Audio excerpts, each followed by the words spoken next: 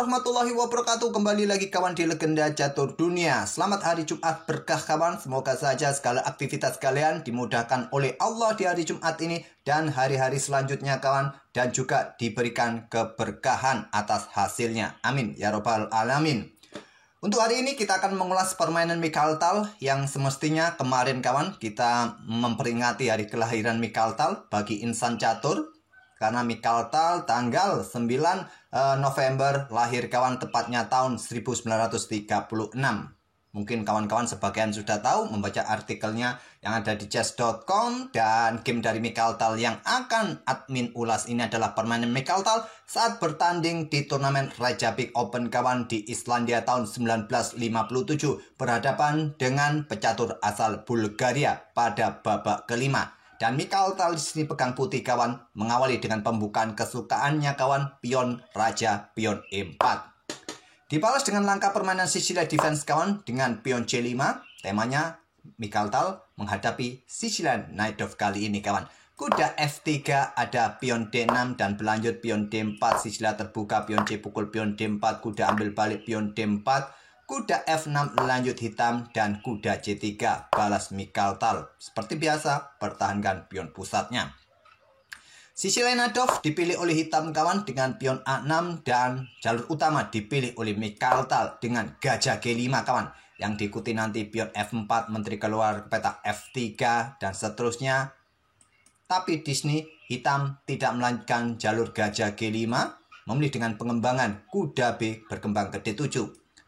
Jalur gajah G5 biasanya dibalas oleh hitam dengan pion E6. Selepas pion F4 kawan, nah di sini bisa melanjutkan gajah E7, menteri F3, menteri hitam C7 kawan. Rokade panjang akan langsung dipilih oleh putih di sini. Nah, baru pengembangan kuda B ke D7. Selanjutnya biasanya pion G4. Saya hanya menunjukkan variasi di jalur utamanya saja. Tak perlu menyimpang ke cabang-cabang yang lain kawan. Nah, hitam akan balas dengan pion B5. Kalian bertukar gajah sikat kuda F6. Diambil balik menggunakan kuda. Dan dorong pion G5. Kuda mundur lagi ke petak D7. Inilah jalur utama permainan gajah G5 kawan. Tapi tidak dengan pion E6 tadi, memilih dengan pengembangan kuda B ke D7. Dan Mikaltal melanjutkan dengan langkah keluarkan gajah terang terlebih dahulu ke petak C4. Menteri keluar ke petak A5, lanjut hitam kawan, langsung serang gajah di sini atau pin pressure kuda yang ada di petak C3. Nah, di sini backup dengan menteri D2 berkoneksi dengan gajah untuk blokade juga pin-pinan dari menteri hitam di A5. Baru sekarang pion E6 lanjut hitam untuk keluarkan gajah gelapnya, rokade pendek di langkah berikutnya.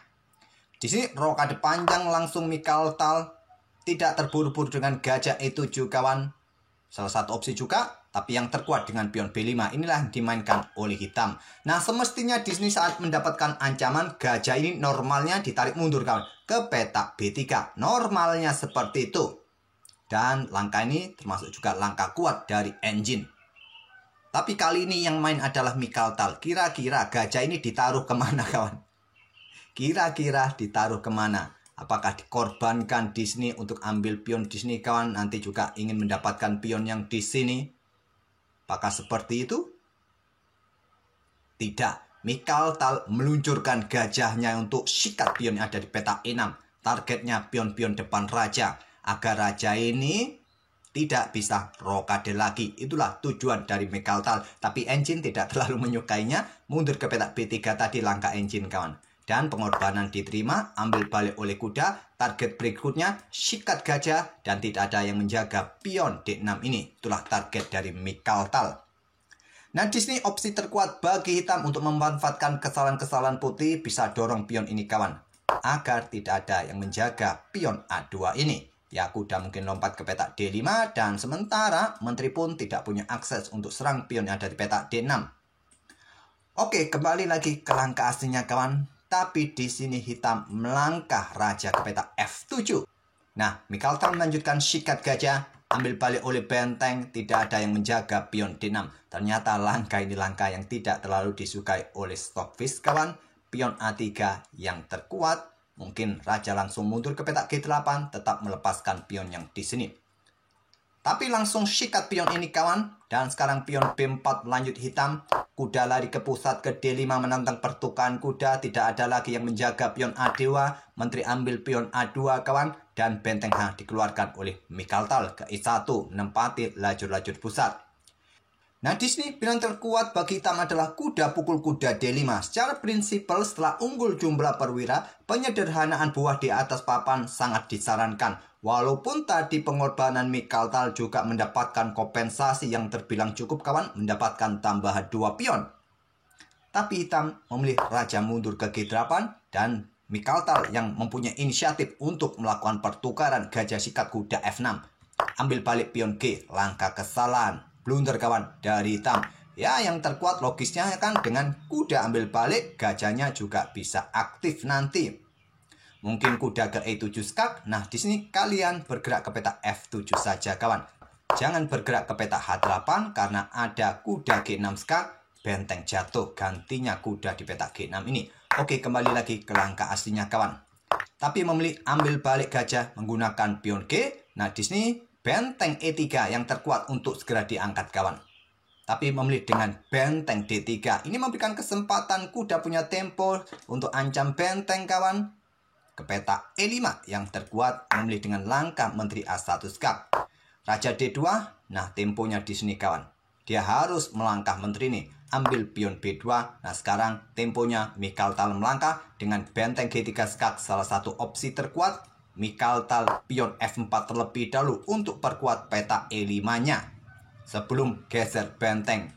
Banyak langkah-langkah yang tidak presisi dari kedua pemain, tapi dalam catur bukan hanya keakuratan langkah kawan, tapi ide sekali lagi yang menjadi penentu juga setiap kemenangan di catur kawan.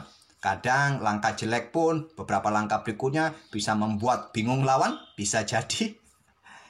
Nah di sini hitam melanjutkan dengan pengorbanan pion B3 kawan untuk defleksikan posisi benteng, melakukan skak mungkin. Tapi di sini jawab Mikhail terlebih dahulu dengan kuda E7 skak, raja G8, baru benteng ambil pion B3 ancam menteri, membuka akses bagi menteri menjaga peta D3. Tidak ada lagi skak kawan. Menteri terancam bergerak ke peta A2. Di sini Mikhail melangkah menteri D5. Langkah cantik kawan. Ancam benteng di sini dan persiapan juga ancaman pada menteri dengan cara kuda melakukan skak di sini kawan. Kalau diambil menggunakan pion terbuka, benteng siap diluncurkan dan menteri jatuh nanti. Nah di sini pilihan terbaiknya adalah menteri ini bergerak ke peta A4, meninggalkan benteng. Tapi pertahankan benteng naik ke peta A7. Selanjutnya kuda G6 skak, langkah brilian. Pion tidak mau ambil kawan, raja bergerak ke G7. Kuda ambil benteng. Selanjutnya ambil balik oleh raja, diikuti langkah pion E5 lanjut Mikhail untuk membuka lajur-lajur bagi aktivitas benteng satunya. Kuda dikorbankan kawan, ambil pion E5. Apa tujuannya? Kosongkan ruang bagi benteng menusuk menteri bersama raja. Mikhail tidak tergoda ambil kuda. Tentu saja menterinya bergeser terlebih dahulu. Tempo skak, gampang kuda bisa diambil nanti atau bisa mendapatkan gajah. Raja bergerak ke peta G8. Menteri ambil gajah skak, bergeser, diikuti pion ambil kuda kawan. Menteri A5 skak, blokade dengan menteri, benteng D7 skak, raja ke C1, dan di sini hitam menyerah di langkah ke-30 kawan. Karena sudah jelas di sini hitam kalah jumlah perwira. Ancaman berikutnya juga ada ancaman skak garbuan di sini kawan. Mungkin jika kalian lanjutkan pertukaran menteri di sini, Bakuantam di sini bisa lanjutkan diambil balik ya percuma juga. Putih masih mempunyai 3 pion, didukung dengan 2 bentengnya, sudah tidak mungkin lagi. Oke, itulah kawan game yang ciamik dari Mikhail saat menghadapi pecatur asal Bulgaria tahun 1957 di Reykjavik, Islandia. Semoga permainan dari Mikhail tadi bisa menghibur kalian kawan dengan tema permainan Sicily Defense di mana lawannya tidak memilih jalur utama kawan. Kita akan coba kembali lagi di tahap-tahap pembukaan. Nah, Sicily Najdorf tadi diikuti dengan pion A6. Nah, di sini gajah G5 pilihan utama kawan untuk menghadapi Sicily Najdorf yang biasa diikuti dengan pion F4, menteri F3 jika pion E6 kawan. Pion F4, kemudian menteri ini bergerak ke peta C7 atau gajah E7 terlebih dahulu, menteri F3 dan selanjutnya.